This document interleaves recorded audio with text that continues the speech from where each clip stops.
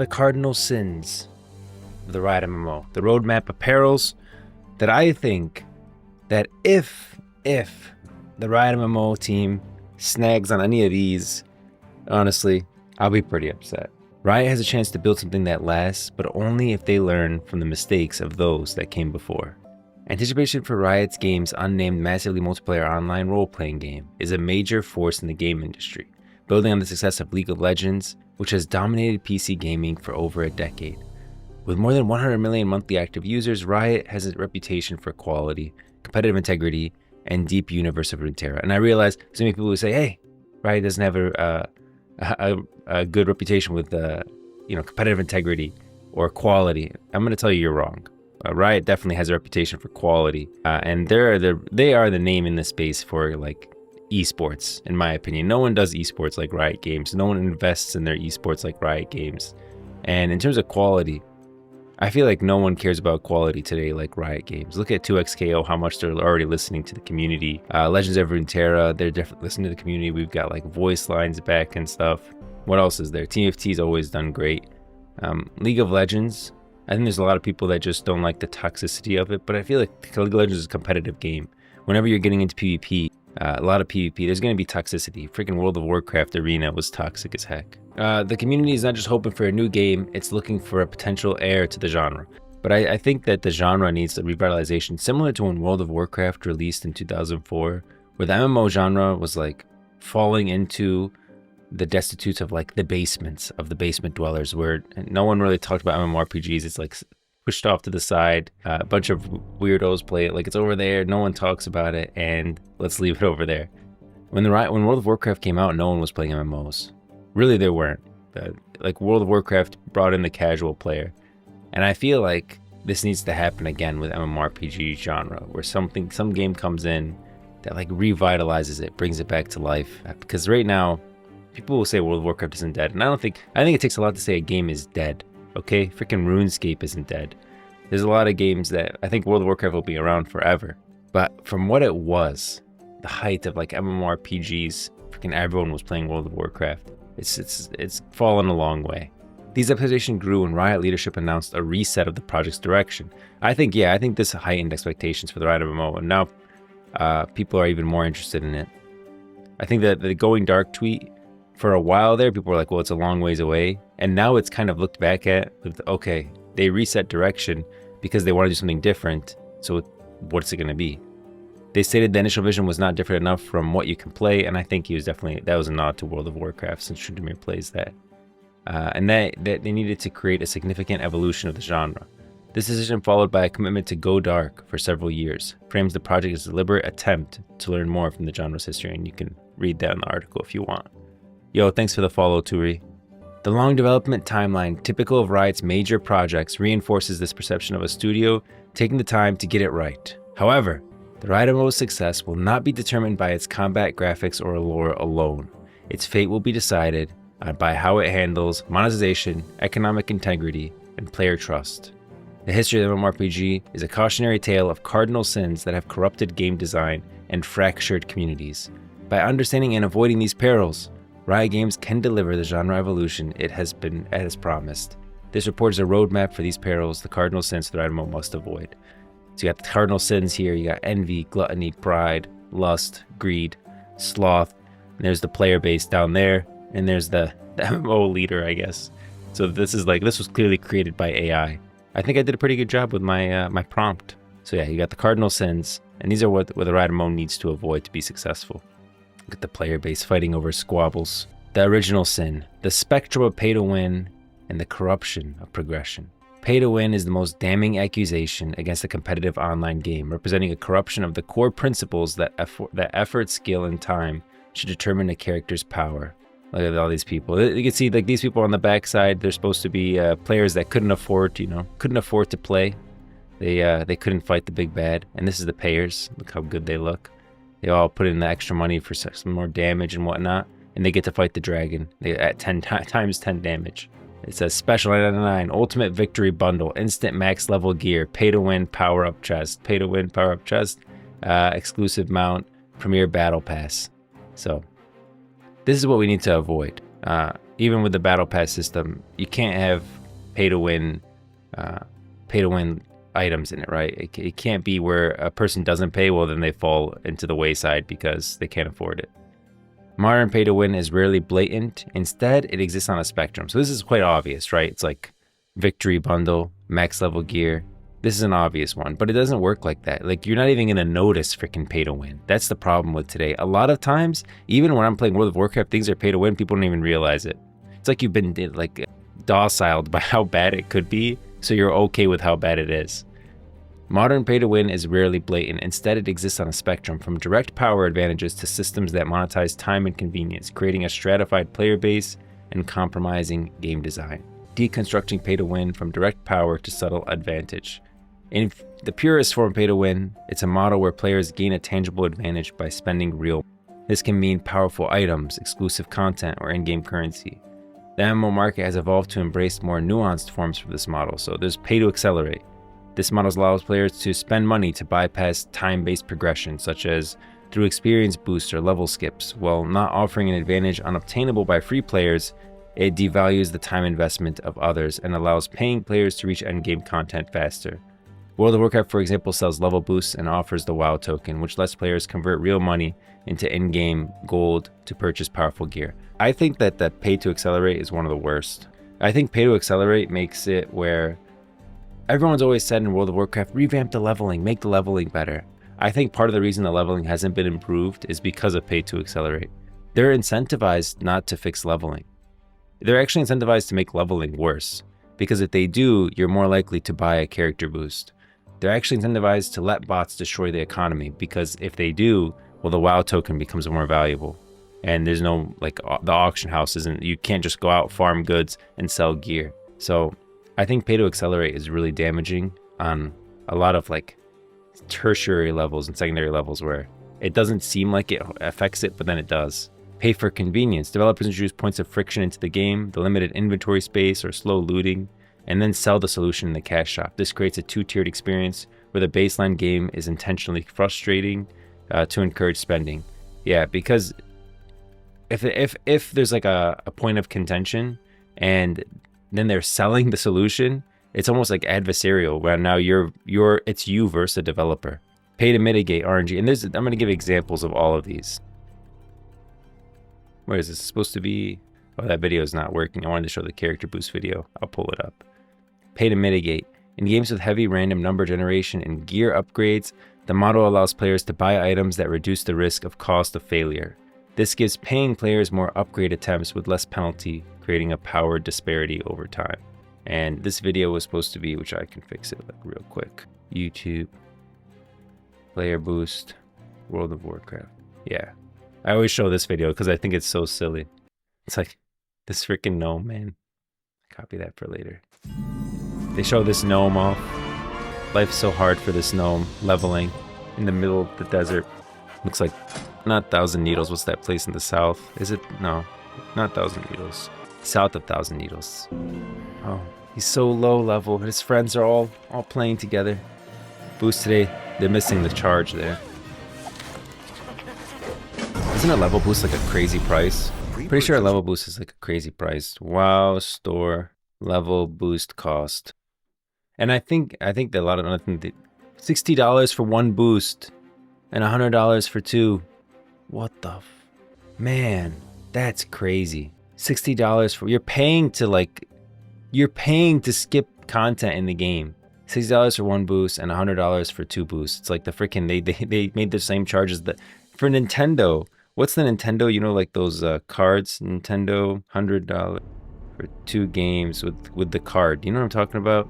Game vouchers. Oh my gosh, this is $100. This is $100. You can get a Nintendo Switch game voucher for $100, and yet you can buy two chances to skip what is that real? That's AI though. AI said that. $60 for a single character boost to level 80. A bundle 2 boost can be purchased to 100. Is that real? I mean, let's assume it is. Okay, even $60 for a single character boost, well then 2 is 120. I assume that they make it cheaper.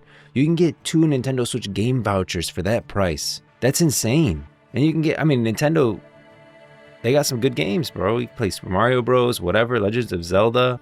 I mean, we're talking about 2 full games for the price of skipping content. Yeah. And then I think also, you know how they added it to the purchase of like the expansion. When you buy an expansion now in World of Warcraft, you get a character boost with it. It's like given to you for free. I feel like all that is done so players, first they get introduced to the system, they feel comfortable with it, they've already done it before. It's like a gateway drug. It's like, oh, here's a character boost with your expansion purchase. They give it to you for free. Now, sometimes I think you have to upgrade. But when I purchased it one time, they gave it to me for free. But then you can like purchase a higher tier or whatever to get it. I definitely had it one time where I had the expansion and I had a free character boost. But I feel like it's like, one, that's a gateway drug, and then 2, it allows you to say, if you purchase another one, oh, I used it from the expansion. Like I didn't actually purchase from the store, because purchasing it from the store is like, purchasing this stuff from the store is always frowned upon in a game because you're destroying the integrity of the game. And so real fans of World of Warcraft get upset. That's why people get so upset about like store mounts and these character boosts and stuff like that, because they care about World of Warcraft and you're destroying the integrity of the world. Wow, that sellout reminds me of Shrek 4 when he signs the deal with Rumpelstiltskin. Oh my gosh. Oh man. Wait. Let me pull these up at the same time. Wait, let's pull this up here. Shrek 4. Shrek 4 was, I feel like Shrek 4 might have been the best one. Shrek's one of those series that got better over time. Hold on. We need to get the right spot. We have to get it at the right spot. Oh, but I can't pull them both up at the same time. Right here. Man, I might use that as a thumbnail. I might use that as the thumbnail for this video when it goes live. Hold on, we gotta replace the sound here. If we go like this and we play this. I guess there's nothing wrong with wanting a little time for myself. A little time for yourself? Yeah, it's still a World of Warcraft play. Yeah. The boost. Sign Bobby Kotick. So, tell me, what happens now? Oh my gosh. And then, what happens now? This. That was such a good analogy. Yeah, happiness. That's what happens now. That's where, that might be my this might be the thumbnail for this video when it goes live. The common thread is the introduction of real-world wealth as a variable for in-game success. This shifts the focus from achievement to transaction and erodes trust. When players feel systems and are designed to frustrate them into spending money, the relationship becomes adversarial. This is what I was talking about here with pay for convenience. When they're selling the solution in the cash shop, they'll never solve for it. Why would they ever solve for it? They're selling you the solution. If bag space is a problem in the MMO, and they sell you bags in the cash shop, they're never gonna solve for like you running out of space. They're never gonna come out with bigger bags in future drops. They're never gonna allow the tailorer who's like one of the best tailorers in the server to be able to craft the bag, because, well, now they're losing money from that. So case studies. The acceleration engine of Lost Ark. Oh, Lost Ark. Lost Ark exemplifies a modern pay-to-progress system. The game progression revolves around honing, an RNG-based system for upgrading gear that requires specific materials. I mean, it's common, you get these materials, well, you can upgrade your gear with them. The problem is that the game monetization allows players to use real currency to buy crystals, which can be exchanged for gold. So you buy crystals, you exchange them for gold, then the gold can then buy honing materials from the auction house, bypassing the daily and weekly limits that constrain free-to-play users. A player's item level becomes a function of both time played and money spent. So if you really want to, you can go into this game, you can buy crystals, use those crystals to exchange for gold, and then use that gold to buy the materials to upgrade your gear. See the problem? What's even the point? Why would you even play this game? I personally would never play this game, because now it's like, okay, it's just about if you spend money or not. I'm not trying to play Clash of Clans, okay? I'm trying to play an MMORPG. While structured PvP modes have equalized gear, the broader game is deeply affected. The ability to pay for a higher item level has a toxic social consequence, and people are going to say, but you don't have to. You don't have to. You can just earn it yourself. You don't have to participate in the store. All these, like, if someone's like a Lost Ark fanboy, you don't have to. You can just earn your gold yourself and upgrade your gear yourself. That's if you want to pay money. You don't have to pay. Well, you know what? Why would I freaking do it myself when someone can just put $100 into the vending machine and get it done? Why am I going to invest my time? I wouldn't. Well, structured PvP modes have equalized gear. They'll say, oh, but PvP equalizes the gear, so it doesn't matter. I think it does matter. It does matter. The broader game is still definitely affected. The ability to pay for a higher item level has toxic social consequences. The community has developed a culture of gatekeeping, where players with lower item levels, often free-to-play players, are denied entry into high-end raids and dungeons. And I'm not saying that everyone needs to do everything, but if a free-to-play player is playing the game and they play daily and they work hard for, they're like every single day, hours a day, trying to get something in, no, they shouldn't be gatekept just because they don't pay money. And I'm not saying that a free-to-play player, no one should ever be charged anything. I'm saying that when it comes to a free-to-play player, they shouldn't be denied entry because they didn't pay. Which, when you're in this system, they would, because you can literally pay for power. So when someone doesn't pay, it's obvious, and then they won't get into like a raid or a done. Party leaders favor players who have paid to overgear the content. This creates a vicious cycle. Free-to-play players are locked out of content needed to progress, while paying players surge ahead, undermining the collaborative spirit of the MMO genre. Yeah, it's like this image that I was showing you ahead of time, where the free-to-play players are out here on the background. They never get to fight the dragon because their gear is never good enough, no matter how hard they work. These are the paying players. They get to fight the dragon. Then there's the case study, the convenience trap and RNG mitigation of Black Desert Online. I really got excited for Black Desert when it came out. I was literally excited for it. Like, one weekend I stopped playing, but I thought it was going to be a good game. Black Desert Online shows how pay for your convenience can become nearly mandatory.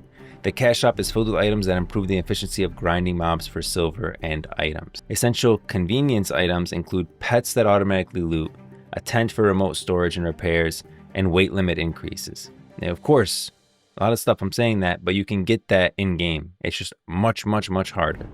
While players can play without these, and the tent you literally can't. I don't think it's possible to get the tent in-game. That only comes from the store. While players can play without these, their efficiency is so hampered that they are considered indispensable by dedicated players.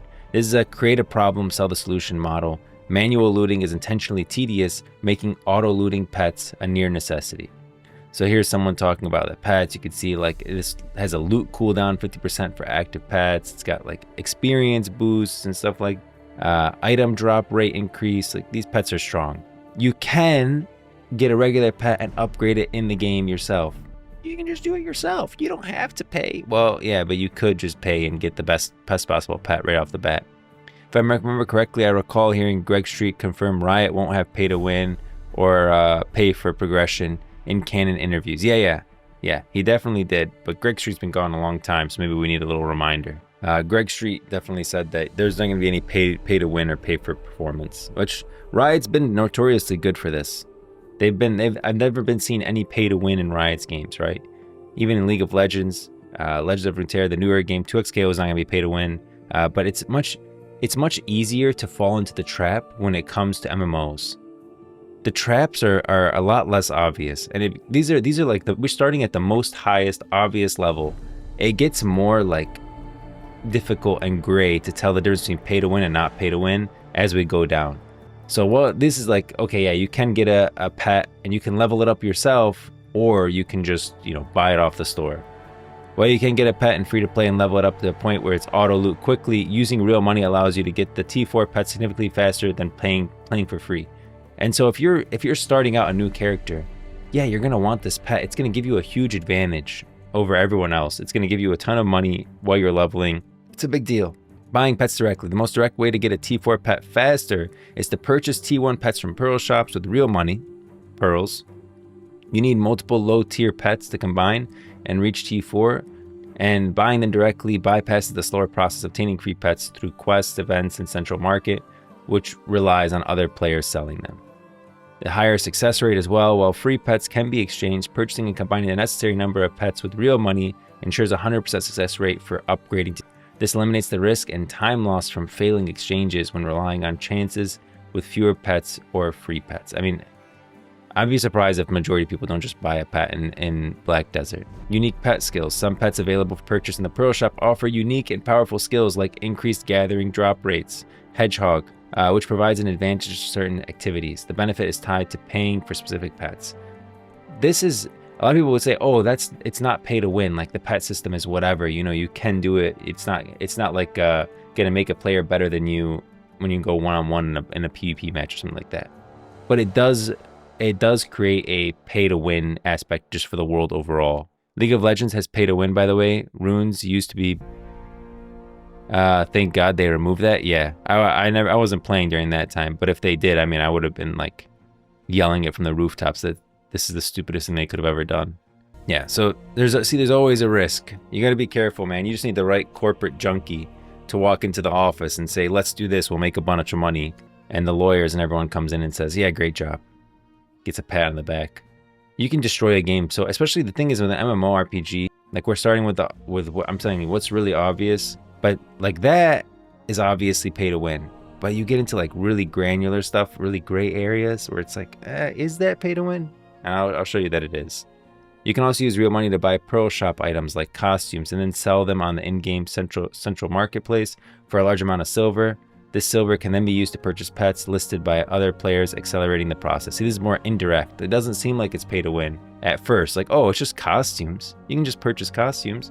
But then you can use those costumes, convert that to silver by selling it, and then use that silver to do whatever. The core function of a pet is to automatically pick up loot from killed monsters. Having 5 pets at a higher tier like T4 means faster looting and extension. More silver, more materials earned per hour. A player who buys pets can grind more efficiently than a player who doesn't. And the problem with this too is that looting is intentionally made annoying. And they're not going to fix it, because why would they fix it? It's a pay to win model. So they want you to go out and buy the pet. Ultimately, paying money for pets speeds up progression and provides benefits like enhanced gathering or increased combat experience. While it's possible to reach tier 4 pets without spending money, it requires more time, patience, and reliance on in-game luck or events. Even if I was really invested in Black Desert Online, I would buy a pet. I would. If I really wanted to play Black Desert Online, I would consider it a standard cost. So this is your cost to play the game. You want to play Black Desert Online? Well, you have to buy a pet. Otherwise, it's going to take you forever to get a tier 4 pet, and then you would lose out on so much that you could have gained over the span of your play. Look at this discussion on Reddit. Is the tent really worth it? Have some questions. With a 10% coupon, I'm thinking about pushing the trigger. Oh, 10% coupon's going on. Just a few questions first. I can take the tent in and out of my inventory and place it anywhere. Can I grind endlessly with a repair near? Because it has like a repair feature as well. Can I use the villa buffs without paying the fee? How do the buffs at the campsite shop work? What are the benefits might not be seeing? Thanks for reading, guys. And he has his answers that yes, you can use the roads, all that stuff. This is worth it for a villa buffs and mobile repair if you are a 9 Duraboss gear from repeat seat failures. So tent failures. The tent is the most, like, you could have made a whole system around the tent. This could have been borderline player housing, which would be an awesome player housing system where you have like this tent that you put up almost like Harry Potter, where you put out the tent, you walk in. Who remembers that scene? I love magic, man. Harry Potter. He walks into the tent. Harry Potter, when they're going to like a Quidditch tournament. Not Rumpelstiltskin. Harry Potter tent scene. I love magic. Right here. The port key, Harry. That looks... Who uploads something in 360p? Who would do this? 480p? Oh my gosh. Oh my gosh. Audio is not great. Audio is really bad in this one. Where they record it on his phone? My gosh. Alright, well, we're gonna watch this one, guys. It's too bad. The audio is bad, but at least it doesn't look bad. Yeah, here. Look at this little tent. Could be a great solution for player housing. Could have built a whole system around it, something really great for players. Customize the tent on the outside. Crazy customization on the inside. Every player gets their own tent. Yeah, it gets better as you play. Look at that. We just got the I love magic. We got to get the line. I love magic. Yeah, it is magical. The problem is here, you could have made a whole system around this tent. It really could have been special, something different from any other MMOs. Instead, they sold it on the cash shop. And now it's like, what are they selling? They're not selling like, anything great. They're just selling a pay for convenience, which is, okay, I want to repair. I want to have like, set it out anywhere, grind endlessly, repair near my grind zone. It's crazy. Villa buffs without paying the fee. The tent is another thing that if I wanted to play Black Desert Online, I would say your requirement, almost like a requirement, if you actually want to play the game, you actually want to play this MMORPG, you have to buy a tier 4 pet at launch when you log in and buy a tent before you even start playing.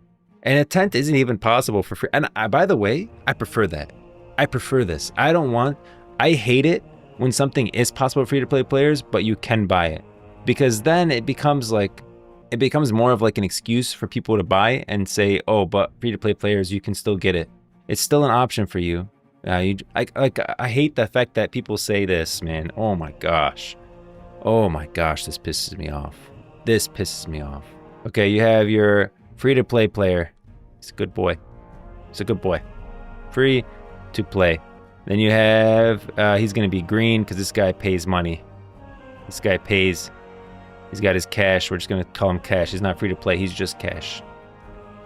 The problem with the store. So you have this nice store. Well, I don't want it to be blue. Let's do blue for Blizzard. Here's a storefront. Here's Bobby Kotick's face on this. The store sells WoW tokens. WoW token. Here's a WoW token. WoW token. The problem with the WoW token, that I hate it more than anything, it's my least favorite thing in all MMOs, is because this guy will purchase something directly from the store. He'll just purchase it outright and he'll buy some cosmetic or some mount. And then he'll tell this guy that, oh, I earned it with gold. I worked really hard. I didn't buy this from the store. Don't be mad at me. I got gold that I earned in-game grinding mobs in the forest, killing boars. I traded that with a WoW token, and then I used that WoW token to buy it. And so I used gold. I'm not like these people up here. That's not, in reality, that's what he did, right? He just bought it from the store. The WoW token is like a get out of jail free card for someone to say like, and I still think that it degrades, like it literally degrades the world when you do stuff like this. But then it gets to like this get out of jail free card where it say, oh, but I used the WoW token. And people can always say when someone says, oh, but the store is bad. Yeah, but is the store bad? Because you can just use a WoW token. Why do you can just earn it yourself? And that doesn't mean that not everything in the store is possible to earn when someone just pays a monthly subscription. Nothing is actually locked out because of the WoW token. It's like it's like this free pass. It really is. This free pass to say, oh, but everything's available. Stop complaining. Let me buy whatever I want from this store. So the WoW token is like one of the worst things in any MMO I've ever seen in my life, is the WoW token. So I prefer this. I prefer when it's just take away the fact that a free-to-play player can earn it. Like I don't want to see a tent and then, oh, but you can earn it if you get to this high level and you beat this raid and you do this and you do that, and then you can get the tent, or you can just buy it. No, just leave it. If you can purchase something, leave it purchasable. Don't allow a free-to-play player to get it in like some arbitrary roundabout way that they have to work harder than the person who just buys it. More directly, BDO's monetization intersects with the punishing gear enhancement system. Failing an enhancement at high levels can decrease the item's level. The cash shop offers a solution. What do you know? Players can buy cosmetic outfits, convert them into crone stones, and use these to attempt an enhancement without risk of downgrade. This is a direct pay-to-win mechanic. So this one's like obvious. It allows players with money to make significantly more high-risk enhancement attempts than free-to-play players, who must spend enormous amounts of in-game currency or risk catastrophic setbacks. So some of them are just obvious. Yeah, it's pay-to-win. Free-to-play have to pay with their time grinding reason. I hate Genshin whales. See, yeah, they say like, okay, you can pay with time. You can pay with time, and the whale will just pay with money. But that makes this more valuable. Now it makes it even more valuable to have like to purchase it instead. Because it's not like you're purchasing something that you can't get if you don't. Now you're purchasing something that other people have to invest something in to get. The fact that a free-to-play player has to invest time to obtain something makes the purchase of it more valuable, because now time is an additional cost that you're alleviating by purchasing it, compared to I was just purchasing it outright. It's just a purchase, and someone who doesn't purchase it can't get it. Because now this time, like you almost purchase that time as well. It adds value. It adds value. When you make something a free-to-play player can get it by investing extra time, it's actually worse for the game. While the cost to win in BDO is astronomical, the mechanics existence is the core issue. It changes the nature of progression. For the free-to-play player, a high-level enhancement is a monumental achievement. This is supposed to be like a big deal. For the paying player, it can be a matter of financial force. This disparity cheapens all players' accomplishment and confirms the wealth as direct path to power. That's the worst part. It cheapens all players' accomplishments. That's what has to be avoided. You can't cheapen what players are doing in the world because you can make money on it. So we went through like these, the monetization categories. There's direct power, you know, you just purchase it, whatever. There's pay to accelerate, which is real money is used to bypass. Time gated, there's Lost Ark honing. We talked about World of Warcraft, WoW token for gold. The level boost, that's a direct pay to accelerate. The level boost is bad. Devalues the time investment of free-to-play players. Pay for convenience. Create a two-tier. This is like Black Desert Online. That's pets, tents, maids, all that stuff. That's auto-looting pence. You're paying for something to be easier. And there's RNG mitigation, which is like Black Desert Online again. I gave that. That's the sin of pay to win. That's the obvious one. This is the most obvious example of the original sin, the spectrum of pay to win and corruption of progression. That's the one that you can see easily. It's no problem. Everyone sees it. When I talk about it, you're like, yeah, that's pay to win. Now there's the sin of monetizing, the sin of vanity, monetizing player identity and visual progression. In modern MMORPGs, style is often as important as power. For many players, the true end game is curating the perfect look. This concept, transmog is the true end game, makes a character customization a core pillar. Monetizing this pillar is not a harmless alternative to pay to win. It devalues player achievement, weakens the game's reward structure, and exploits the community's investment in self-expression. Look at this. This one hurt. This is the commencement. Commemorate 15 years of World of Warcraft with the new Alabaster mounts. Look at these things. Look at them. That's how they commemorated the 15 years of World of Warcraft. With these stone Alabaster mounts that you can purchase in the shop to celebrate 15 years of World of Warcraft. That's how you celebrate it. Like, they could have done something really cool with these mounts. It could have been some in-game event where you're running around, you find something, or you like some discoverable world event, or like something that takes players a journey through the old vanilla zones. Instead, they made it a cash shop mount. 15-year anniversary, and it's the, how do you remember it? With a very cool, in my opinion. I thought these were very cool. It's reminiscent of classic, and the stone with the golden eyes. Awesome. But you just made it a cash shop mount. And then when it comes to mounts are a lot of times players' identity.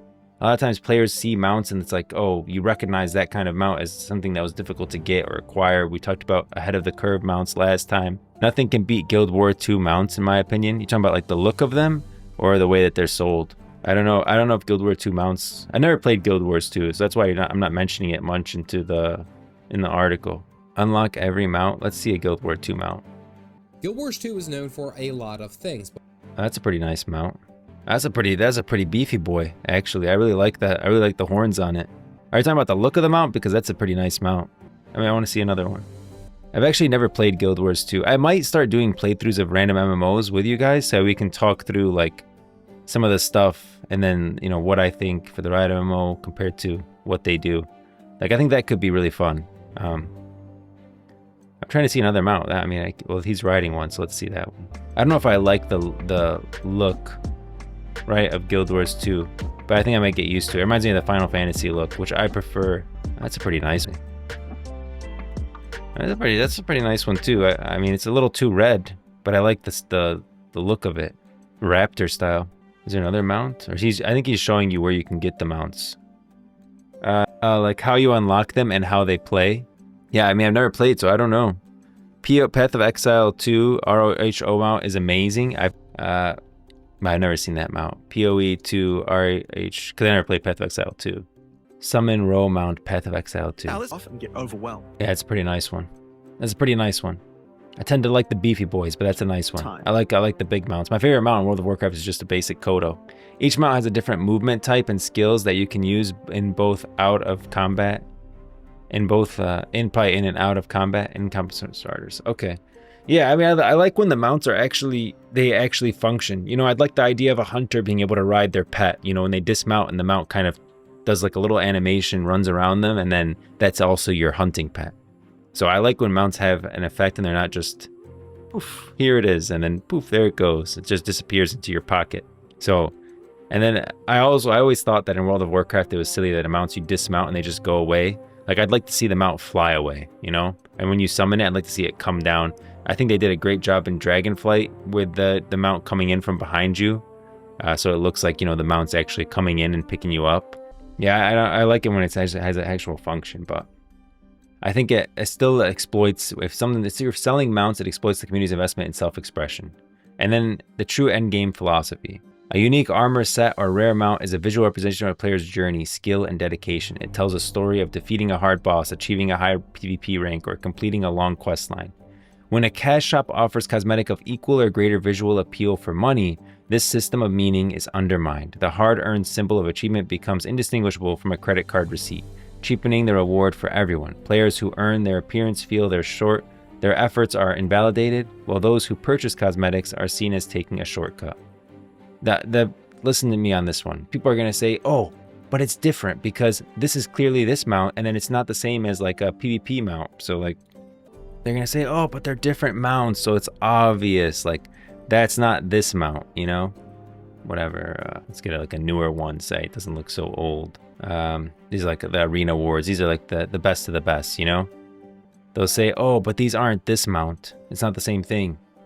But at the same time, you're still offering a very nice mount, by the way, and it often has unique animations that other mounts don't have. That better animations. It looks better. Like this should have been a mount for something big. Instead, it's just a store mount. I understand that it's not the same mount, and it's not like they're selling the Forged Gladiator mount. But it still cheapens the Forged Gladiator mount by selling a mount of equal appearance in the store. And I feel like that even the creators don't like them. Look at this pig.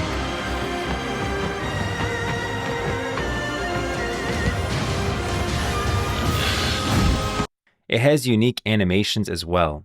This mount is awesome. Imagine you're playing a monk in World of Warcraft. You would love this mount. Look at the flying animations, guys. Look at this. And look, you're so heavy with gold, you fall to the ground. Lucky Yoon. It's like Blizzard's like, yeah, you were so heavy, so rich that you just had to spend money on this mount. Like, you're just loaded. Unique animations. They're always the best mounts. The best mounts always end up in the store. The store first design trap when in-game rewards suffer. My dream for Riot MMO is to have land mounts, flying mounts, and underwater mounts. Yeah, they have those in World of Warcraft. We have all three: land mounts, flying mounts, and underwater mounts. I can make an article about flying, and I'm sad to say this, but I can make an article about flying and why I think that you should never do flying in MMO. Never have flying mounts. I think it's something that you can't really come back from, and once you give it to players, you can't take it away. Because World of Warcraft has tried to take away flying many times. For example, when an expansion launches, they disable flying, right? And you have to unlock an achievement to be able to fly. They changed that with Dragon Isles because flying was a big part of that whole expansion, which is what they have to do from now on. They should have to make flying, saying that you're going to be flying, so make it just a part of the expansion. You can't lock it and then unlock it later. But the reason that they do that is because you kind of miss out on a lot of the world. And it also kind of destroys the community in a lot of ways. Like before, we used to run around and see people. Now it's like you go up and you fly down and that's it, you know? You used to like interact with people because you're on the surface and you're running from like this node, you get some node over here, you get some over here, whatever, and you over in between you'd like interact with people. You know, maybe you'd fight a horde player over here. Maybe you'd find like a little something over here, whatever, like a little thing. Maybe you'd meet someone over here in this area, and then you'd go to the next spot that you needed to go to. With a flying mount, it just becomes like this. You skip all of that, all that interaction, all that community, like whatever people that you would have met and stuff. Why it makes virtual world seem small? It makes the world seem very small, but at the same time, if you start with flying, it doesn't have to make the world feel small. That's not really if you start off with flying in mind, like Dragonflight did not feel small. It'll make the old world feel small. Like in World of Warcraft, you'll be flying in freaking Orgrimmar, and you can just fly up and you can borderline see Mulgore, like see across the plains. And now it becomes, what? So it's like, hold on, map of Azeroth. Let me show you. And then I'll show it on the map of Runeterra. That's a very I wish Azeroth should just copy Runeterra and make like a real map, you know? And we can interact with it. I think the map of Runeterra is awesome. So like, over here, Kalimdor. It's supposed to be a massive, massive continent. Kalimdor zoomed in. Yeah. And you can see like you can see it here. So in Kalimdor, you can see Orgrimmar is all the way over here on this right side. And then this is the Baron, the green area in the middle. That's Mulgore. Now this is supposed to be a big difference, a big gap. Like this is almost the plains. They're massive. If Mulgore was attacked, it would take a lot of time for Orgrimmar to send troops to Mulgore. It wouldn't be instant. They would need to like organize, send out their troops, travel down the road, get all the way. You have to camp at like the crossroads, you know. Then you go down to Camp Tarajo, and then you go, okay, now you're in Mulgore. Compared to in World of Warcraft, like you can pretty much just and by the time you're here in the middle, like at the Ludgefen or whatever, by the time you're at the crossroads, you can already see into Mulgore. And then if you fly up in Mulgore, you can see all of Mulgore in like a second. Like you can see the whole map just from flying up. Compared to before, like Mulgore felt pretty big, you know? And that's just because travel time was slow. Your character literally ran slower in Classic. So it's not so much as you're dampening the player's speed. You're making them feel the world. Like running should take a little bit of time, and that's okay because it makes the world feel really big. The world is infinitely bigger right now in retail, and yet it feels infinitely smaller than Classic. Classic is the biggest the world ever felt. The world felt much bigger in Classic than it did today, and all Classic had was Kalimdor and Eastern Kingdoms. Now you've got Northrend, Broken Isles, Kultiris, Dragon Isles, Dendalar, Pandaria. And I'm not even saying people say, oh, because the expansion came out, like you can just see that world, that little section. That's why it feels smaller, because Pandaria is not as big as Kalimdor and Eastern Kingdoms. It's not even just that. It's that you can just traverse it so quickly. Like Kalimdor feels smaller than it did before. For flying mounts, I think the world/map is structured for them. I think wouldn't be so bad. Yeah, it wouldn't be so bad if the world is structured for them. But the problem is that you're missing out on all this in the middle. And that's really the good stuff. I think this is important. This is good stuff. We like that. We like that you're running and you interact with it. You get into a fight here. You find some little crevice that you wanted to explore here. You meet someone here and you help them kill a mob. Like this guy was fighting on this side and you're like, oh, let me help him out. And you go help him out, kill that mob. That's good stuff. And I think that you lose that with flying because it just becomes, you fly up and you fly to the next location. Fly up, fly to the next location. It does make the world feel smaller, but I think if you start out with the world like that, you're not going to suffer from what World of Warcraft suffers from, where the old world feels extremely small. So the world will be designed around that, right? But the problem is you're missing a lot. The cosmetic cash shop, but going back into like the store and stuff, the design trap when in-game rewards suffer. The cosmetics cash shop creates a conflict of interest for developers. When cosmetics are a primary revenue driver, there is a financial incentive to make the most visually striking assets exclusively to the cash shop, while in-game rewards are designed to be comparatively bland. The store-first design is a betrayal of trust, as a developer is actively making the core game less rewarding to drive sales. We were talking about that one mount. I was showing you like the arena mounts every year are supposed to be like, these are like I think one of the hardest mounts to get in the game. This along with like your mythic mount or like AOTC mount are probably the hardest mounts to get.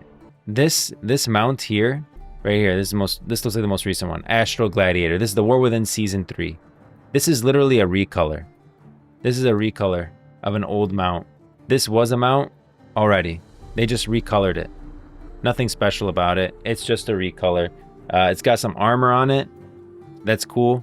But it's the same model. Like it's not like they created a new model of an original mount for this reward.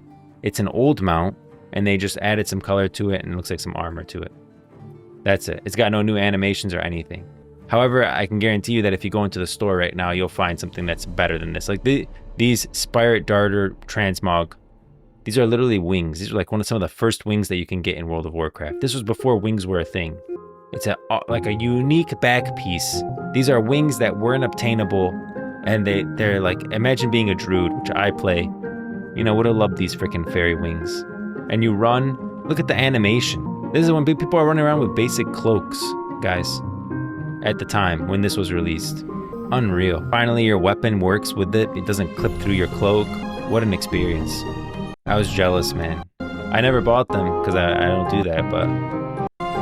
Wow. Something special for sure. I mean, that was just pretty. They were very pretty. This has been a complaint in many titles. But if the others are also flying, can't they bump into each other the same? For flying mounts, I think, yeah, so I was saying that. But if others are also flying, can't they bump into each other the same way? They can, but it's just a lot more space, right? Now you're dealing with whole nother axis of traversal. that makes it less likely to bump into each other. Also, like in World of Warcraft, at least the loading time, the time it takes for a player to load in. So by the time you see that player, it's like they're gone in an instant. They could just fly away from you too. It's a lot easier to get away from someone when you're flying than when you're on a mount. I mean, if you're chasing someone on a mount, they can go left or right. If you're chasing someone flying, they can go up, down, left, right, maybe turn around completely. It's going to be much harder to stay on top of them and catch them. If they had to monetize skins as cosmetics, I would want them to monetize the ability to transmog and have all the cool shit you can unlock earnable in world, instead of just throwing everything in the cash shop. Yeah, but see, it's a slippery slope, because that's what it is in World of Warcraft. Technically, this is earnable in game. Technically. Because what I was saying before, where they sell a WoW token, and the WoW token can be purchased with in-game gold. Then you can use that gold to purchase, use the gold in-game to purchase the WoW token, which can be used to purchase this, you know? Because the WoW token adds money to your account, like your actual money account for Blizzard. So it's technically all earnable in-game. It's just a slippery slope when you say, I think it should separate. If you want to have a cash shop, it has to be separate and not earnable in-game, because then it creates like a vicious loop where now it's even more valuable because you're commoditizing time. Because now the time investment that someone would invest to purchase it with gold becomes part of the value add. And also now the person that actually does buy it is just going to say, oh, but I didn't actually buy it. Don't worry. I earned it in-game with gold, and that's how I got it. It's worse. It's worse. It's a slippery slope, and I don't think anyone can do it successfully when you're in a company, a corporate. At the end of the day, corporate behavior comes into play. So this has been a complaint in many titles. In games like Guild Wars 2 and Black Desert Online, players note a stark disparity in quality between cash shop outfits and gear acquired through gameplay. The result is a world where the most dedicated players may look unremarkable compared to a new player who just spent $25. This erodes a key motivator for a long-term engagement. These mounts are all like unique. They're unique models. Squeakers? Bro, squeakers, man. Squeakers. Frickin', I wish I got squeakers. Squeakers mount, World of Warcraft trailer. I think it was like a Hearthstone event or something like that. This mount. Look at the animation on it. Look at that. Look at it. Mounts don't do this, guys. In World of Warcraft, mounts don't do this. Mounts don't freaking create their own fucking tornado, spin up into the air. Look at this. Oh my gosh. Oh my gosh. It's a unique model. There's no other mouse in the game. That's the only freaking mouse I know of. If you know another mouse, let me know. But, oh my gosh, man. Jeez. It's one of the best mounts in the game is Squeakers. That's one of the best mounts in the game. It's only purchasable through the cash shop. Because they're incentivized to do that. They're incentivized to put the best mounts in the cash shop. Just because it's like, whoa, can ride Twitch. I know, man. I know. Don't get me started on Squeakers. But it's like, these are the best mounts in the game. They're all unique. You won't find models like these in the game earnable. And then yet this freaking Gladiator mount, which one of the hardest mounts to earn in the game, is an old model that they just reskinned and added some armor to it. They clearly invested way more time into Squeakers than they did into one of the hardest mounts to earn in the game. The sin of incompletion and immersion breaking aesthetics. Developers have also employed more predatory tactics. So now we're getting into some of the more nuanced mounts. Most mounts from the sewer farm under Dalaran. Most mount. Is there another mouse mount? But does it do that? Does it do the animation too? Mouse mount, sewer farm under Dalaran. Guys, we might have to play World of Warcraft again. Red Stallion. Oh, that's a pretty cool mount. Does it do the animation? I don't think it does. It looks very... It doesn't... No way this does the animation. It doesn't. That's the animation. So... You saw like the tornado and everything. That's what this one does. This one does that. If I was playing World of Warcraft, I would need to get that mount for sure. But that's a rat. That's not a mouse. This is like Mickey Mouse. That's like a rat, like Ratatouille. Rat Stallion and Dalaran Sewers is beautiful, guys. It's beautiful. I would get it. There's not just as big a rat. It just does not. It's just that big a rat. It's a rat. This is a rat, guys. That's a mouse. There's different. There's a difference between rats and mice. Gosh, man. You're going to call Mickey a rat? There's also a mole rat mount, Rufus. World of Warcraft mount. Yeah, so that's different, but it's very cool. Oh, Rufus is the mole. Oh, that's a cool one too. I think you guys are starting to understand what kind of mounts I like. These are the ones I like, okay? Yeah, see, that's a cool mount. That's a cool mount. Still not as cool as Squeakers, but very cool. Yeah, this guy's just talking. So yeah, still the coolest mounts are in the store. Squeakers is the best one. Jane Doe is a rat. Jane Doe. Jane Doe. Okay. All right. Okay, we're done with the rat. Okay, I got it. Jane Doe. Yeah, Jane Doe is always a rat. That's why they're Jane Doe. What game is this? We're talking through the Riot MMO. This is an article that I created talking about the cardinal sins of the Riot MMO, the things that it cannot do, the ones that will, if they do it, it's going to be a problem and it might kill the game, honestly. How about a snail or a slug? I do like snails and slugs. I have them. I had them in World of Warcraft. When the slug came out in what was it? We were going to the afterlife, whatever. Yeah, I made sure I got it. Bro, I'll be real. Your taste in mounts is ugly as fuck. Bro, Squeakers is a great mount. What are you talking about? I like those mounts. Those are good mounts. Big Slick in the city is peak. Big Slick.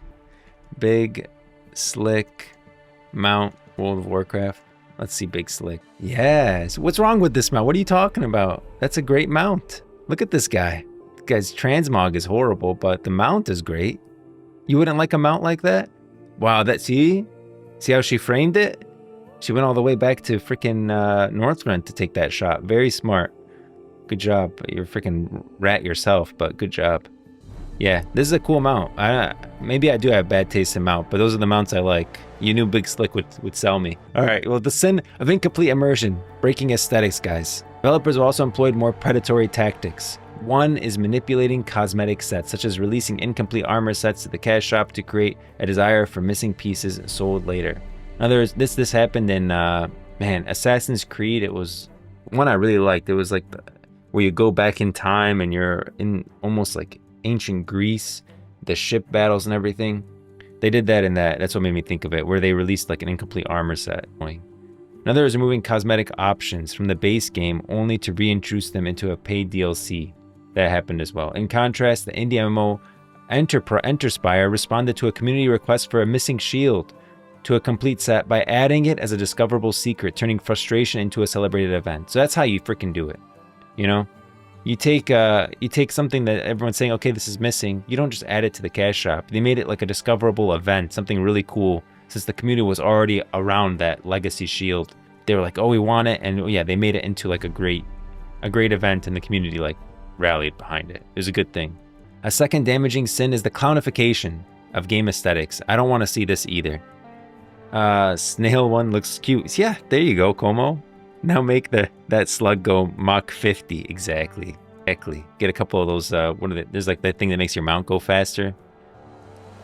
A second damaging sin is the clownification of game aesthetics. I don't think this should happen either, and it's already happened in a lot of games. To drive sales, developers often introduce cosmetics that are thematically inconsistent or lore-breaking because they are eye-catching. World of Warcraft's Yeti transmog set, for instance, was criticized by players for looking like it belonged in a cosplay, not a fantasy world. This is so what this is that you can purchase a virtual ticket to World of Warcraft. It costs real money, to BlizzCon.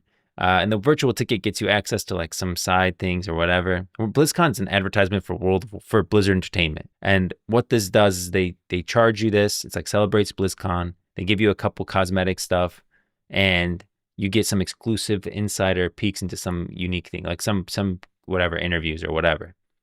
Not a big deal. That's fine. I don't have a problem with this. The problem is this: the Yeti costume. You're running around in World of Warcraft, a fantasy world of high violence, Horde versus Alliance, you know, you're out in the forest, living your best life, and then someone runs by in this with a BlizzCon. It has a BlizzCon freaking ticket on it, and it has Yeti. Look at the Yeti feet, especially on a Tauren. These are massive. It just doesn't fit the world. It doesn't fit the world. This is all other stuff, like different stuff that you get. The problem I have is with the Yeti costume. The Yeti costume doesn't fit the world and shouldn't have been included in the game. Similarly, games like Terra with its animal costumes, Arcade with its fantasy postman uniform, and Lost Ark with its penguin suit show how cohesive art style can be eroded by immersion-breaking cash shop items. This doesn't fit. You're in a high fantasy world, you're on the beach, freaking people are wearing armor, you're a penguin. And you're a penguin. It just doesn't fit. Look at this, he's riding a surfboard. Yeah, That's my problem with that stuff. It breaks the world. It really does. Now make the slug go Mach 50. Yeah, look up the beetle mount from Guild Wars 2. I'm a Guild Wars 2 fan, if you can tell. Stan, if you can tell. I've been thinking about trying different MMOs and going through like what I think should and shouldn't be included in the Riot MMO. We might have like a series of that. Guild Wars 2 beetle mount. I think that could be pretty fun. Guild Wars 2 beetle mount. Yeah, I mean, you guys are starting to think that I like bugs. I do kind of like that mount, but I don't like bugs, okay? I'm not a bug fan. I just it all started with squeakers, guys. It's a mouse. That's how you get it, I guess. Here, how to unlock roller beetle. I'm sure they'll show it. Show me the roller beetle. Maybe they'll show it at the end. When do I see the roller beetle? Complete guide to the roller beetle. Usually they start out on the mount. Mount up. Okay, that looks like it. Yeah, it's nicer in game. It's nicer in game. No, it's a nice mount. I'm not a huge fan of bugs, but I mean, that one kind of is nice too. I don't know what to say. You got me on that one. Okay, 5 for 5, guys. Maybe I do like the bug mounts. Maybe I do. Damn, Club Penguin looks different. I used to play Club Penguin. I think we all did. Look at how fast it can go. Look how fast it can go. The beetle, it's quick. Is it base speed of 600 units per second that can be boosted to 1800 units per second? You can double its speed. Reach insane speeds with the beetle mount. That is not the beetle. What is that? Okay, man, I was about to say, I was like, geez, that thing's rolling. Is that how it moves? Oh, that is it. Oh, man. Man, that's an awesome mount. Wow, that's how it freaking moves? Look at that. Jeez. Well, that got way cooler. He's got the freaking speedometer. Yeah, that's awesome. Roll beetle race. I'm sure it's just a bunch of people racing on it. Very cool. Roller beetle race. Guild Wars 2. What $1,000 in roller beetle looks like. I'm sure there's people that just do this all freaking day. Jeez. Oh, it reminds me of Dragonflight when you're flying through the rings. This guy's straight up drifting through the city. Oh my gosh. And it's a beetle. Wow. He's making this look easy. And it still doesn't look that easy. Oh my gosh, man. Wow. This person's flying. You can see the people on the regular mounts that he flies by. How slow they're going compared to him. Here's a regular mount. And there it goes.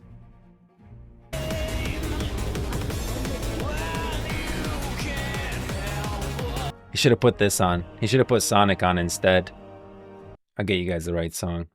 Hold on. Here we go. That's what you need. That's what you needed.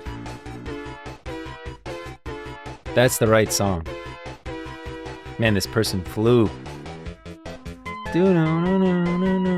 See? He almost had a great video. This could have been like 1 million views, multiple subs. The song makes a difference. Guys, it's making me want to play Guild Wars 2 just for to experience it. Yeah, that looks awesome. I'm a fan. I'm a fan of the beetle. You found a mount that I really like. Look at oh man, Club Penguin. Look up roller beetle race Lamau. Yeah, that looked really fun. That's something cool in game for Guild Wars 2 for sure. For players invested in the game world, this degradation of aesthetic integrity, I'm talking about these penguins and these freaking yetis, signals that developers prioritize novelty sales over narrative consistency. They prioritize the sale of the BlizzCon tickets over, how it would look in the world of Warcraft. And they knew it would get sales, which it did. Well, I think more people purchased BlizzCon ticket 2019 than ever before just because of this freaking Yeti. Same with the Penguin. But it doesn't fit the world. That's what you have to think about. I understand that you'll get sales, but does it fit the world thematically? No, it doesn't. Join us, base game is free. They always get you on the free base. I seriously think we might do that, guys. We'll try MMOs.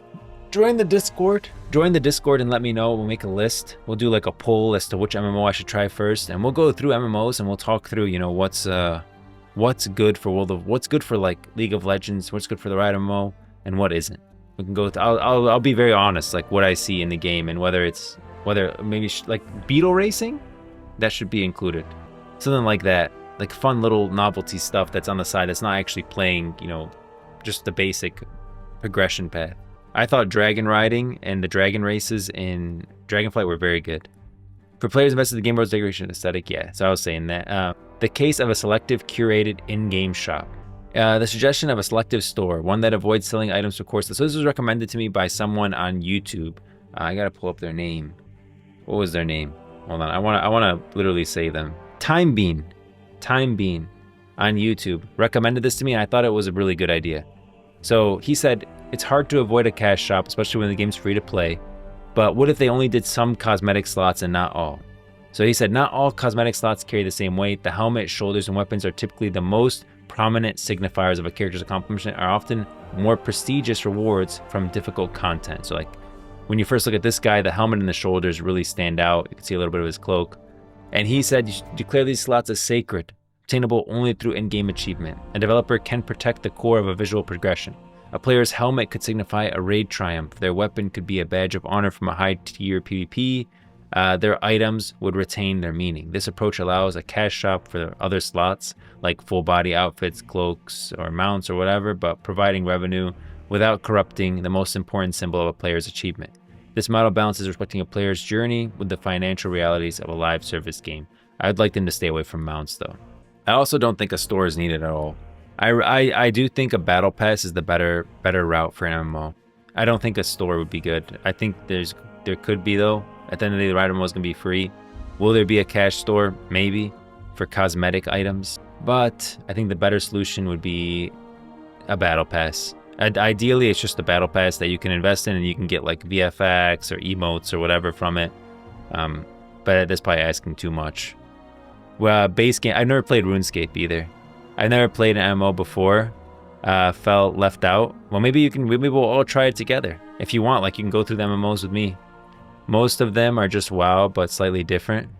I figure, I mean, it's all gonna be like leveling, questing. I hope the Riot MMO is different. They keep saying that they want to make something different than what's currently out there. And so I hope that they succeed, right? That tweet, I'll show it, it's all the way at the top of the article. This tweet from Tryndamere, Mark Merrill, he literally says, after a lot of restrictions, the initial vision just wasn't different enough from what you can play today. Tryndamere definitely plays World of Warcraft. He plays World of Warcraft, so, and he I think is definitely referencing that. And a lot of the MMOs today really like hardline followed the World of Warcraft strategy. I don't think Battle Pass would be enough for them to sustain development, right? Yeah, I think I'm asking too much with just the Battle Pass. It's probably going to be a Battle Pass and an in-game store for sure. Like the other games, you know, League of Legends has a Battle Pass in-game store, 2xKO Battle Pass in-game store, Legends of Runeterra Battle Pass in-game store, Teamfight. Every single game from Riot Games has a Battle Pass and an in-game store. I'd be surprised if the MMO doesn't. It's just about doing it right. If you're gonna do a battle pass, you're gonna do an in-game store, what are you including on those? What's okay to include and what isn't? What damages the integrity of the game and what doesn't? I would like to see that. I think a battle pass plus a one-time paid DLC expansion might be good. I think that's better. I would like to see an MMO without an in-game store. But I worry that like World of Warcraft has a subscription. Then they go and they renege on just the subscription fee and they add the in-game store. And then they add, okay, now they have subscription. Then they add pay to win, which is level boosts and stuff. Then they add, you can buy gold with the WoW token. And so it's almost like they have the whole free-to-play model with the subscription fee, with the expansion DLC purchasing. It's like, I feel like everything gets included eventually. And so maybe the DLC expansion, ideally for me, my preferred way to play the game would be $15 a month, no expansion cost, DLC. If you want to include that, sure. Like World of Warcraft without the in-game store, without any pay to win, and the game is what it is, everything's earnable in-game, and I'm paying a monthly subscription. That's my ideal. I think the better solution for an MMO, though, for the general player base, is definitely free to play because it doesn't gatekeep anyone. You can't charge expansion or DLC because that also gatekeeps the free-to-play player who doesn't want to pay for stuff. They just, they're not going to be able to pay that box price. They want to play the game, and then if they want to pay money, they'll pay. So I feel like for the general player base today, in today's market, you want to have free-to-play, no DLC expansion costs, that's all comes with the game, and you get a battle pass in there, and then you're probably going to include an in-game store as well. Because those are going to get included anyways. Look at World of Warcraft. They freaking added them, and they still have the subscription and the DLC expansion cost. So at least you'll have the player count and the player base. And that's A player base is really important for an MMO, like having a large player base. Next sin, the sin of apathy, the silent decay of bot-infested economics. A threat beyond monetization is the decay caused by developer apathy toward automated players or bots. These programs are a systematic threat to a game's economy, community, and the value of player effort. A developer's failure to fight botting is a sign of apathy that players will not forgive. This was like a really big thing for me with World of Warcraft that pissed me off. Because I really valued professions. I like to do professions in MMO. I like to be, to mine, to do herbalism, do alchemy.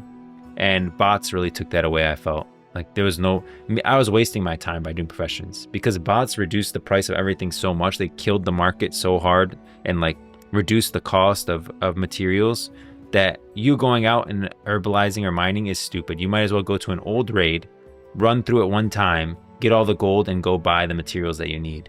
That's actually a faster route. Optional subscription plus trade broker, player trading, plus friend gifting. I mean, I definitely think player trading is a good thing. Friend gifting, I think I know what you mean by that. I'm not really 100% sure. Optional subscription, I think an optional subscription is a battle pass. It's the same thing. Really think about it, like a battle pass. Let's say it's like once every 3 months you purchase a battle pass, or once a month you purchase a battle pass. That's the same thing as a subscription. It's an optional subscription. Like you can pay it and you'll get extra stuff while you're playing. Like the same thing, So optional subscription, I think we're on the same page with that. With battle pass. Or have they the base game for free and then DLCs are paid? If the free-to-play players like what's in the base game, they're more likely to buy the DLC/sold on the game. Cough, cough. Yeah. I mean, but all games have that too. But World of Warcraft, that doesn't seem to work. Like, they have the base game for free. I think you could level to level 20, and then you can pay. They have that. I'm sure a lot of games have, like, you're free to play at the start, and then you can, okay, if you want to buy, now you can buy. The problem is that it still gatekeeps a lot. I think that it's like, the free-to-play players want to be able to play for, like, a month, 2 months, and actually play the game. With the free-to-play, like, you're not really playing the game, you're just leveling. And so all you really get is the art style and the look at the general game and the feel of the combat. You don't actually get to play the game. They want to play the game. Like a Valorant player, free-to-play, Valorant's free-to-play. They want to play Valorant, play a bunch of games, kill, get a feel for the actual game. Then maybe they'll buy a skin or a battle pass. And that takes like 3-4 months of actually playing the game, not just, oh, you can join the bots, like the bot dummy, whatever they call it, like the training grounds, and shoot around for free.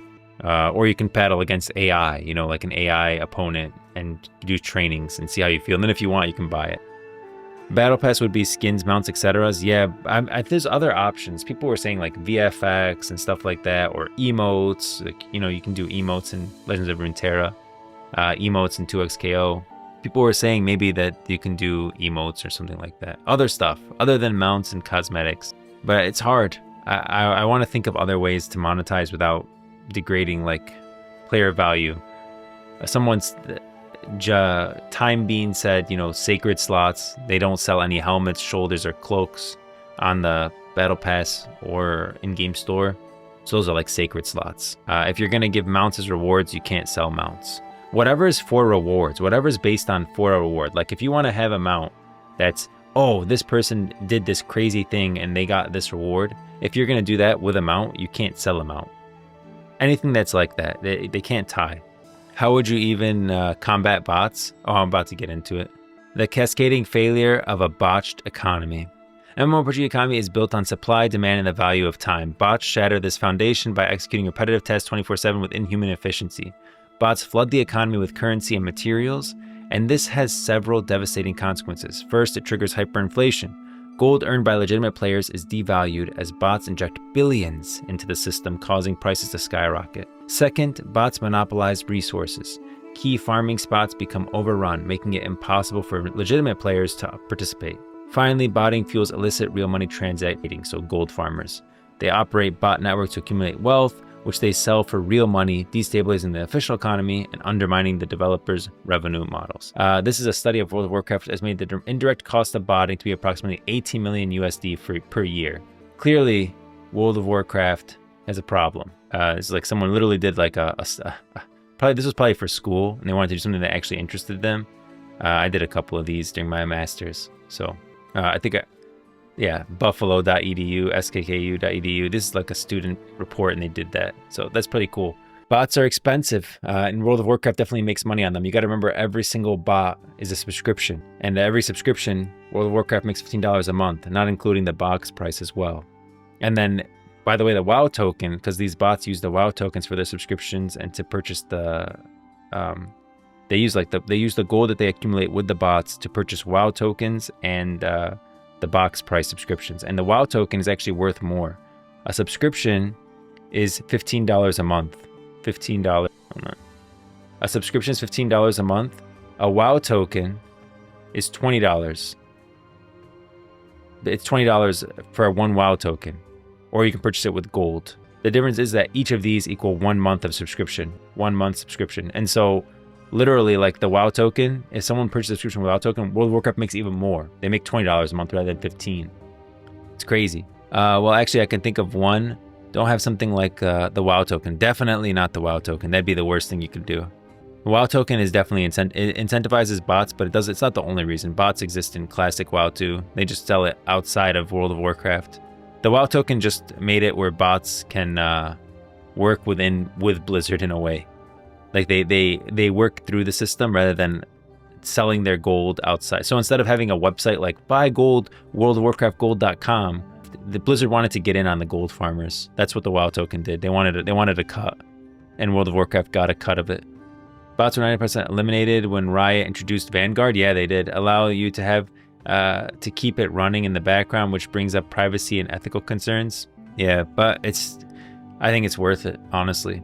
I think it's worth it. I'm glad Riot cares enough about the community to introduce something like Vanguard, where they want to get rid of bots to that point. The psychological toll, devaluing player time and effort. The damage from bots extends beyond economics. It strikes the psychological core of the MMO experience. The social contract of an online world is that a player's time and effort have value.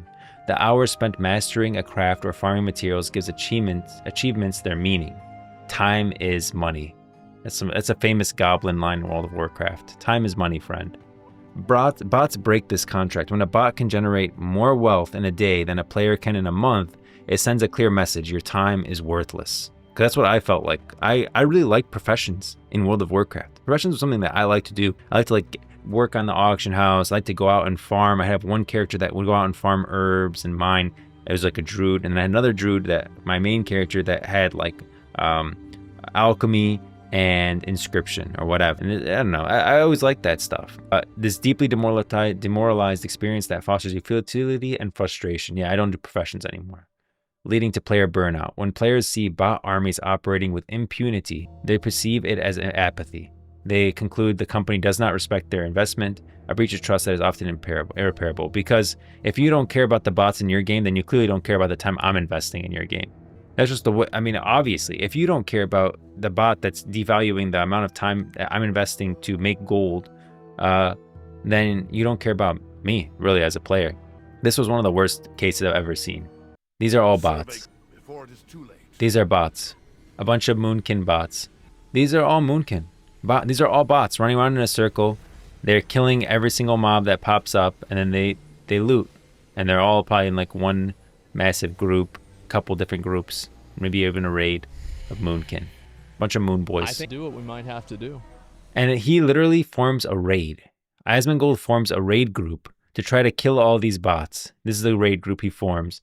And the goal is to kill all the bots. The problem is that they're bots. They don't care if they're killed. They just keep running back. Look, they're killed, but they just keep running back and resurrecting. I think eventually they get no. See, they come back. The bots don't stop because they're just bots. Like, what do they care? There's more bots here.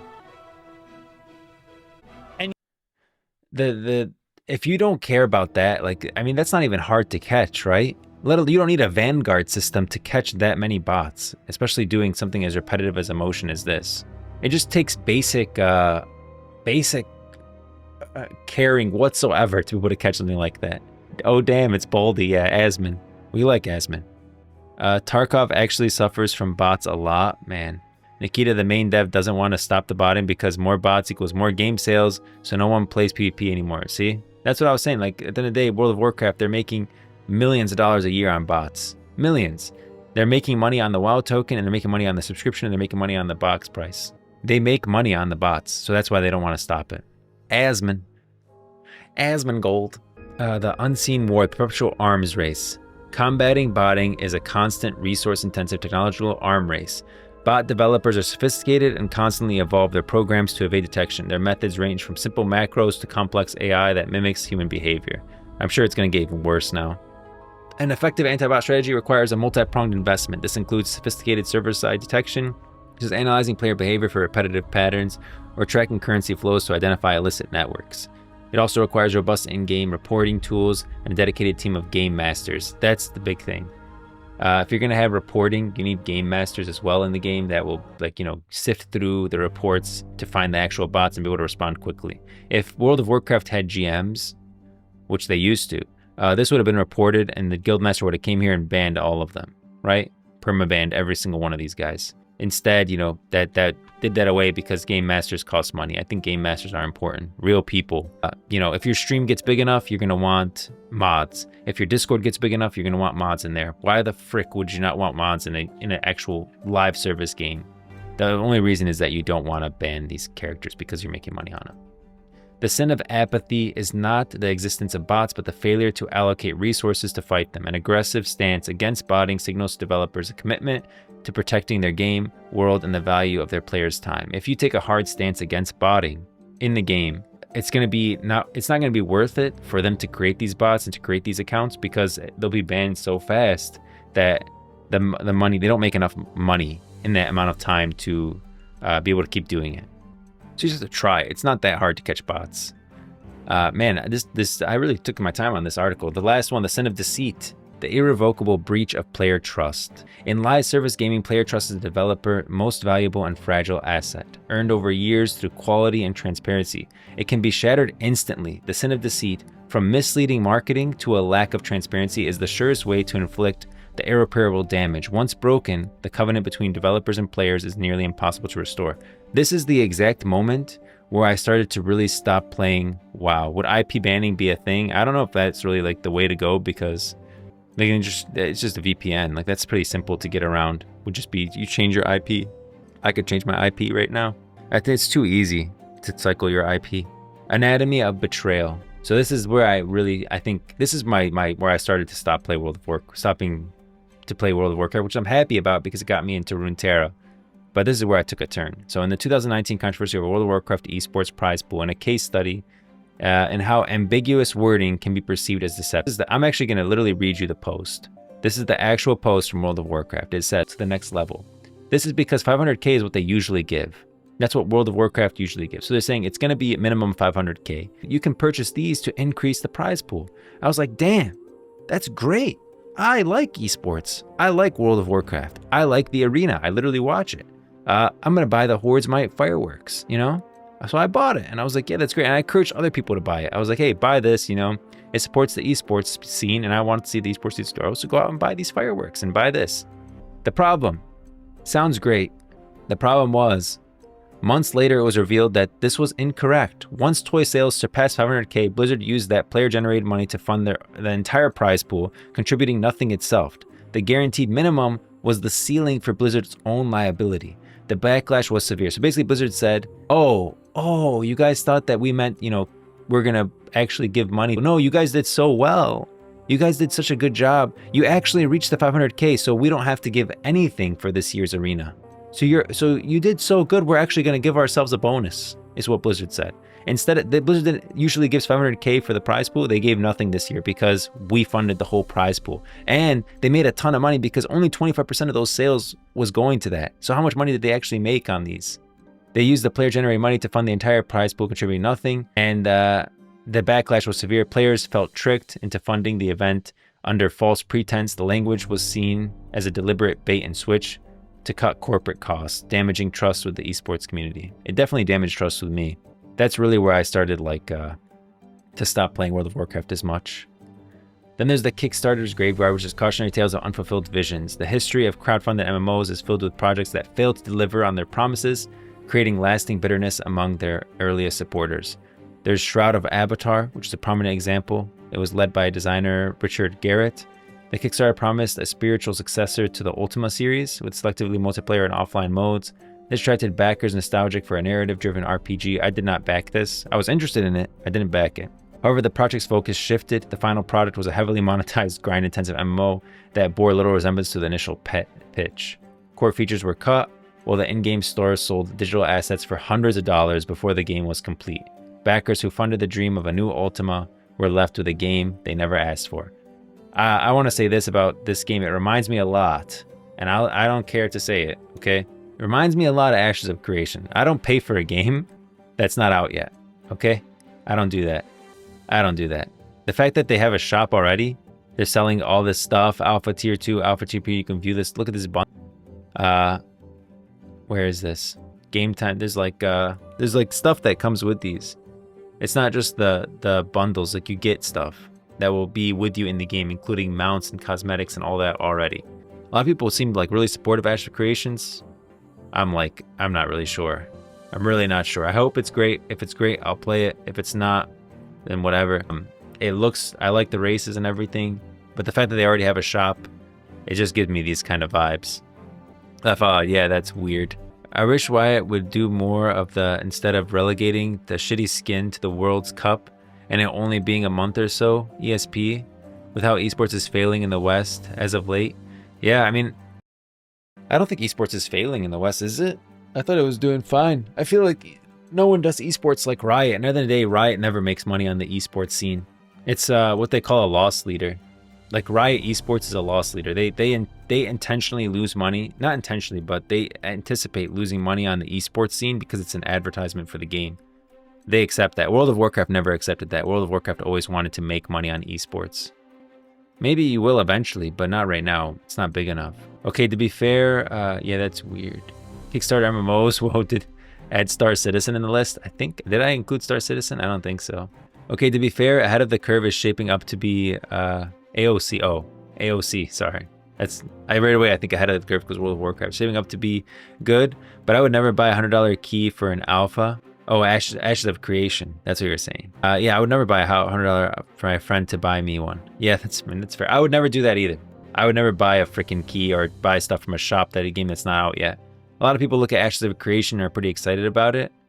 Me personally, it gives me these vibes. Otherwise, this would be an Ashes of Creation channel. I really feel like the Riot MMO is the next big MMO. Then there's Dreamworld, where allegations escalated to fraud.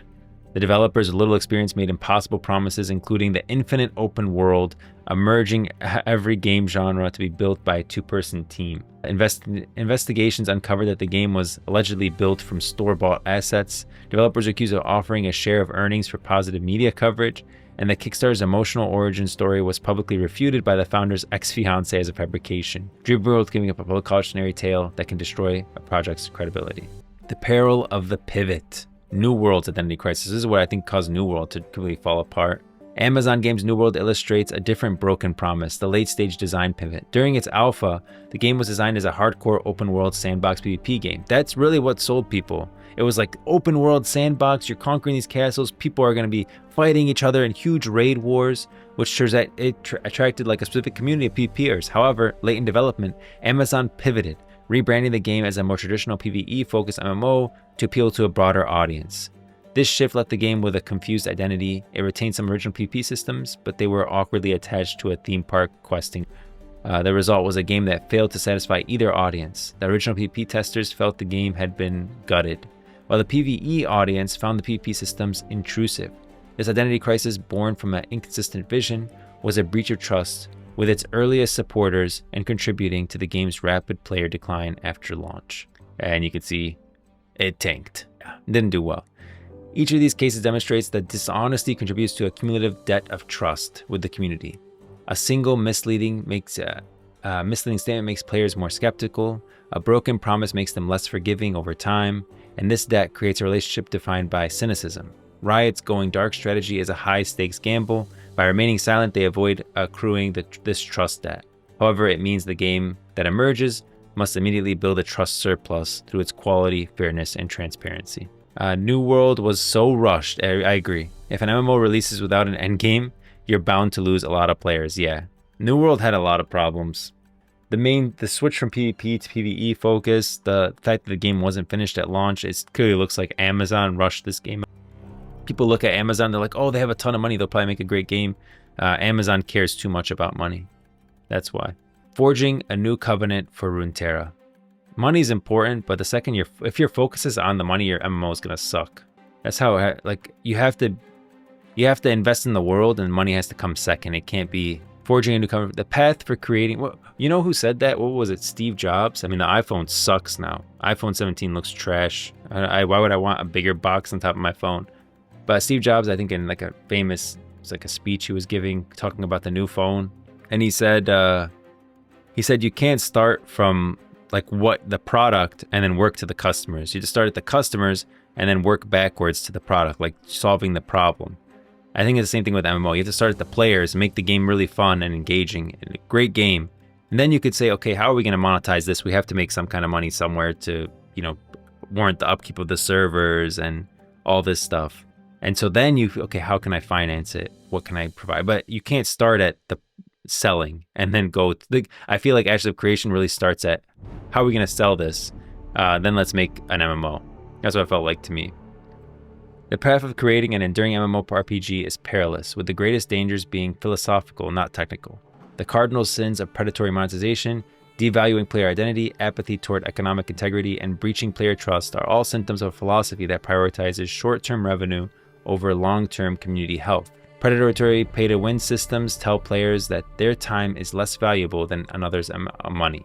Monetizing vanity through store-first cosmetic design betrays the game's reward structure. Apathy towards bots is a tactic admission that the developer does not value the integrity of their own economy. Each of these sins erodes the trust of the community. Riot Games has a rare opportunity to learn from the failure of its predecessors. They can build their MMO on a foundation of respect for the player's time by ensuring effort is the primary path to progression, respect for their player's intelligence by communicating with transparency, and respect for a player's investment by creating a world where achievements are earned, not bought, and by defending the integrity of the economy. Avoiding these cardinal sins is not just a matter of ethics, it's the only viable long-term strategy in the modern MMO market. The players of Runeterra are not waiting for another game, they are waiting for a better world. The path to building that world is paved not with cynical design, but with an unwavering commitment to fairness, integrity, and a new, more respectful covenant with the players who will call it home. That's my take. That's my take, guys, on the cardinal sins of MMO and what it takes for the Riot MMO to be successful.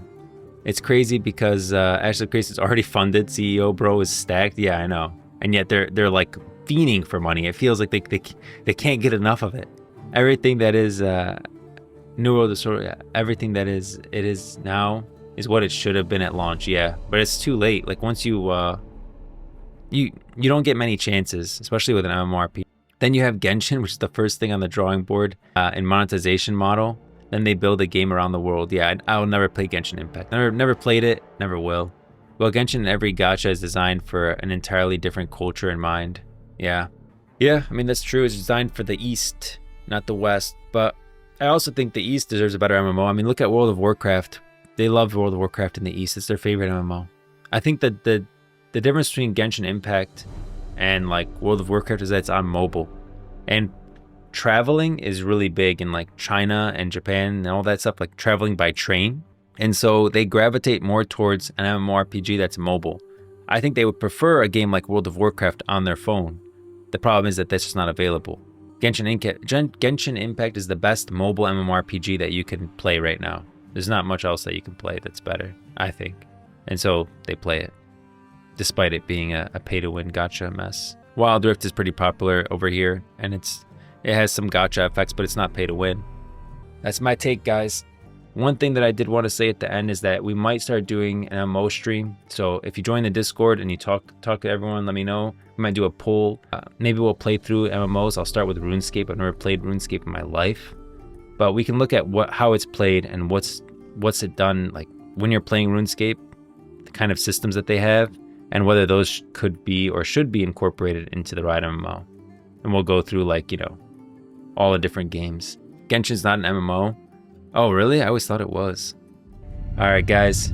Thanks for stopping by the Grove, and I will see you in the next one.